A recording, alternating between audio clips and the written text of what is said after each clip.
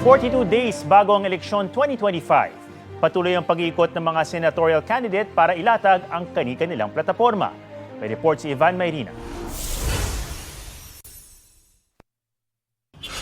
Nag-motorcade mula Pangasinan Patarlac si Atty. Raul Lambino.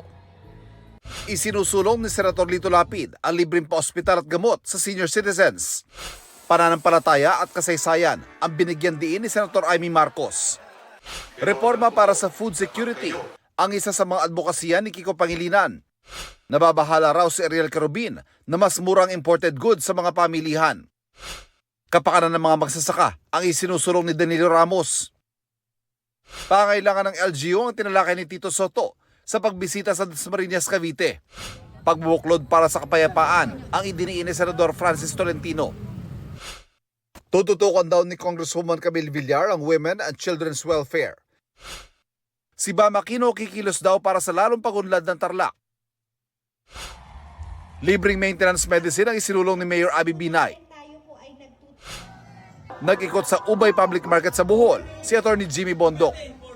Advokasya ni Representative Arlene Brosas ang pagpapababa ng presyo ng bilihin.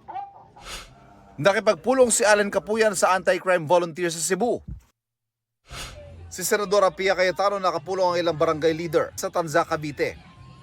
Edukasyon at women's rights ang isinusulong ni David D'Angelo sa Valenzuela. Sa Cavite, programa sa kalusugan at edukasyon ang isinulong ni Senator Bongo. Kasama niya sina Gringo Onasan, Willie Revillame. Patuloy naming sinusundan ang kampanya ng mga tumatakbong senador sa eleksyon 2025. Ivan Mary na nagbabalita para sa GMA Integrated News. Huwag magpahuli sa mga balitang dapat niyong malaman. Mag-subscribe na sa GMA Integrated News sa YouTube.